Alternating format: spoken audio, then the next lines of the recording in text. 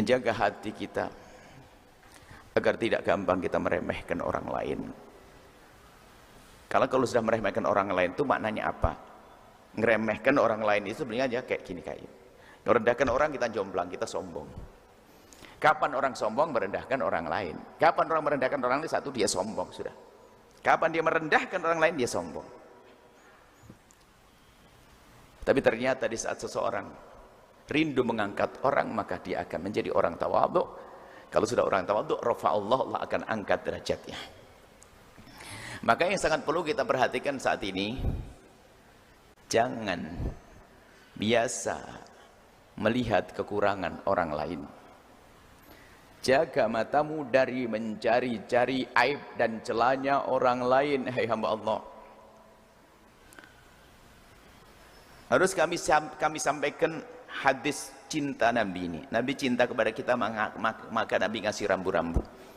Maka pastikan Anda menjadi orang yang tidak pengen tahu tentang aibnya orang, celanya orang, rahasia orang. Ada orang pengen tahu rahasianya orang, peka betul dengan urusan rahasia orang. Isyarat pun sudah paham.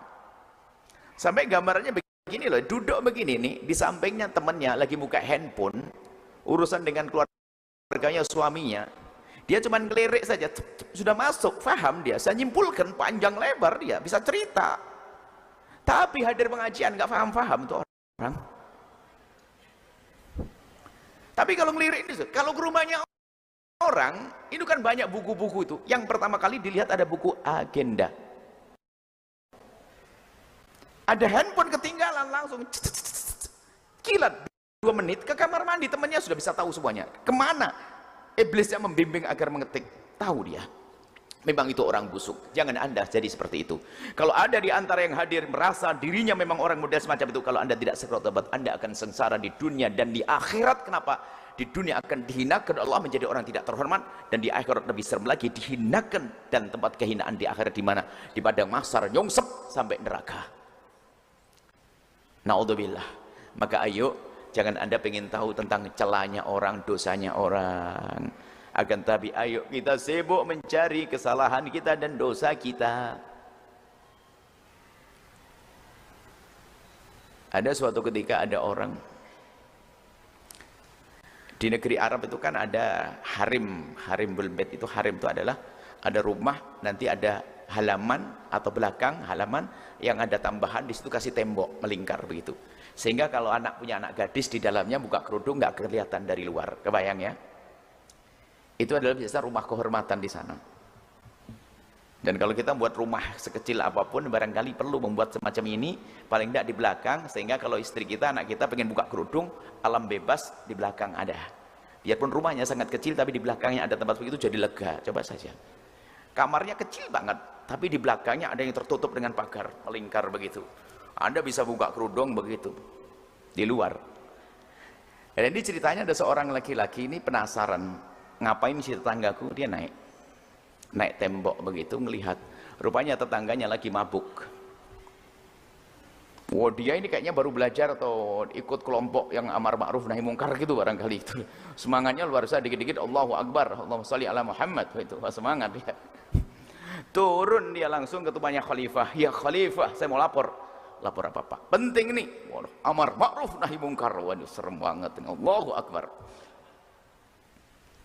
Terus saya melihat tetangga saya mabuk khalifah, harus segera ke aparat untuk ditangkap. Sebentar, kamu lihat di mana? Di rumahnya. Gimana ceritanya? Saya hanya penasaran khalifah. Kemudian saya naik tembok, saya ngelihat dia lagi mabuk. Oh begitu, berarti kau yang dicambuk bukan dia. Ngapain kau naik-naik tangganya, temboknya orang? Hah? Lihat, Islam itu indah. Ngapain pengen tahu temboknya orang? Jangan Anda pengen tahu aibnya orang, celahnya orang. Semua dari kita punya kekurangan. Anda itu karena jarang bergaul dengan kami, hanya ketemu 3 bulan sekali, kadang-kadang saya tidak datang kan. Makanya tidak melihat kekurangan kami. Anda kumpul sebuah 1 jam aja kayak langsung nyimpulkan. Memang kita semuanya memang kekurangan, ya Allah. Maka jangan mencari-cari kejelekan orang lain, aibnya orang lain, dosanya orang. Cukup, jaga mata. Dan termasuk pasangan, dan jangan Anda pengen tahu rahasia masa lalu pasanganku. Penasaran, kamu dulu ngapain sih waktu mudamu? Sudah jadi istrinya tuh tutup semuanya, jadikan dia wanita tercantik, tersolehah gitu loh. Jangan bermacam-macam. Ada seorang suami ini memang harus masuk psikolog juga atau bahkan kasih psikiater, kasih obat. Kadang tanya, kamu dulu pernah anu enggak waktu sekolah? Ngapain kamu dengan punya pacar enggak? Ngapain tanya-tanya? Sudah jangan tanya. Kalau kamu dijawab nangis kamu tuh.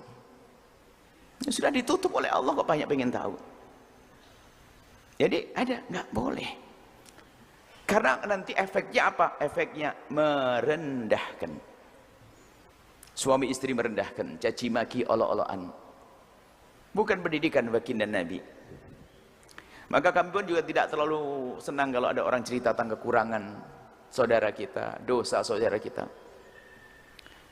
Ada orang dosa di tengah malam, biarkan Allah Maha Pengampun selesai. Bukan kita membiarkan kemaksiatan, tidak. Jangan Anda usil pengen tahu.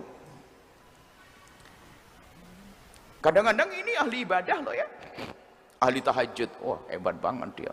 Hafal Quran, ahli tahajud, ahli zikir, ahli maulid, sholawatan, paling rajin di majelis taklim, Masya Allah. Tengah malam, jam 3 malam baru tahajudan. Hidupnya di kota. Lagi begitu, ada suara motor tetangga, jam 3 malam. Dia buka gorden rumahnya. Setelah ngelihat begitu, sang ibu yang katanya solehah tadi, suami istri soleh-solehah banget. Buka gordennya, kelihatan rupanya ada motor laki-laki nganterin anak tetangga, anak gadis umur 2-3 tahun. Apa kata sang ibu? Pak, astagfirullah. Kenapa bu? Anak tetangga si itu, kenapa? Jam begini dianterin laki-laki, ya Allah ngapain? Astagfirullah. Ya Allah. Kata suaminya, astagfirullah. Ibunya dulu juga gitu. Ibunya dibawa-bawa. Padahal lagi tahajudan. Banyak orang model begitu tidak sadar, seolah-olah dia malaikat. Ibunya lengu, kemana-mana. Wah, habis sampai malam. Besok status, hati-hati. Zaman sekarang orang tua tidak peduli dengan anaknya, dibiarkan pulang malam jam 3. Padahal nggak tahu dia itu sebenarnya anak kehabisan bensin, anak motor manjur. Ini hati busuk, suka mencari-cari kejelekan orang. Hati-hati.